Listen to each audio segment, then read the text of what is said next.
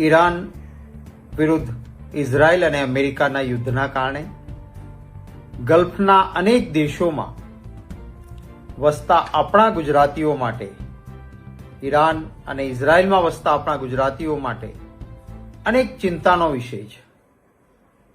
કોઈ પણ ટીવીની ચેનલ ખોલીએ, સતત હવાઈ હુમલાઓ, ડ્રોન, મિસાઇલ્સ આ દ્વારા હુમલાઓ જે વિસ્તારોમાં થાય છે ત્યાં અસંખ્ય આપણા ગુજરાતીઓ વસે છે. મેં માનનીય વડાપ્રધાનશ્રીને અને માનનીય વિદેશ મંત્રીશ્રીને વિનંતી કરતો ઈમેલ મોકલ્યો છે કે આપણા ગુજરાતીઓ જે આ જગ્યાએ છે એમની સંપૂર્ણ સુરક્ષાની વ્યવસ્થા કરવામાં આવે.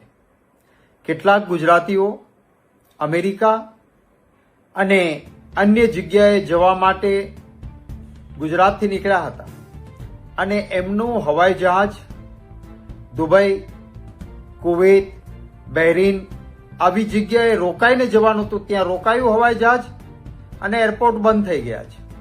એ લોકો ત્યાં ખરાબ પરિસ્થિતિમાં મુકાયા છે.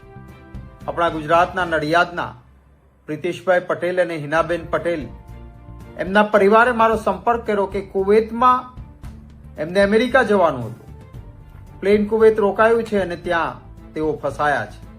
પારાવાર મુશ્કેલીઓનો સામનો કરવો પડી રહ્યો છે. આપણા અનેક યાત્રીઓ જે ખાસ કરીને ઉમરા કરવા માટે જતા હતા, એ સાઉદી અરેબિયામાં એરપોર્ટ પર પહોંચવાના સમયે એમને કહેવામાં આવ્યું કે એરપોર્ટ બંધ થઈ ગયું છે, આગળ નહીં જઈ શકાય, નથી એમના માટે કોઈ વ્યવસ્થા. આવા તો અનેક વ્યક્તિઓ ખાસ કરીને આપણા ગલ્ફ કન્ટ્રીઝ સાથે, ગલ્ફના દેશો સાથે આપણો ગુજરાતનો તો સદીઓ પુરાનો વ્યવસાય છે. આપણા સલાયા, કચ્છ, પોરબંદર આ બંદરગાહો ઉપરથી નાની નાની હોડીઓ દ્વારા સતત ફેરી સર્વિસ ચાલે. આપણા દેશને પણ ફાયદો, આપણા દેશની વસ્તુઓ ત્યાં લઈને જઈને વેચાણ પણ થાય છે, દેશને પણ હિત છે. આ બધા નાના લોકો છે. આમની સુરક્ષા અને આમના રોજગારની સુરક્ષા, એમની વ્યવસ્થા આ પણ સરકારે તાત્કાલિક કરવી જોઈએ એવી મેં માંગણી કરી છે. ખાસ કરીને જે ઇઝરાયલમાં, ઈરાનમાં કે ગલ્ફ કન્ટ્રીઝમાં અનેક ગુજરાતી પરિવારો રહે છે, એમને પરત ગુજરાતમાં આવવું હોય તો એમને લાવવા માટેની, કારણ કે અત્યારે એમની હાલત તો ખરાબ હશે. ભૂતકાળમાં ખાડી યુદ્ધ થયું ત્યારે કેન્દ્રમાં કોંગ્રેસની સરકાર હતી, સરકારના ખર્ચે બધાને જ પરત લઈને આવ્યા હતા. એ જ રીતે સરકારી ખર્ચે જે ગુજરાતીઓ આવવા માંગતા હોય એમને સહી સલામત લાવવાની વ્યવસ્થા કરવામાં આવે.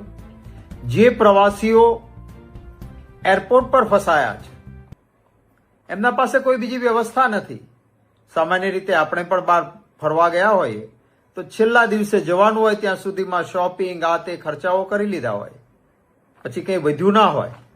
હવે એવા સમયે અચાનક જો એરપોર્ટ બંધ થઈ જાય અને રોકાવાનું થાય તો આપણે સમજી શકીએ છીએ કેવી મુશ્કેલી થાય.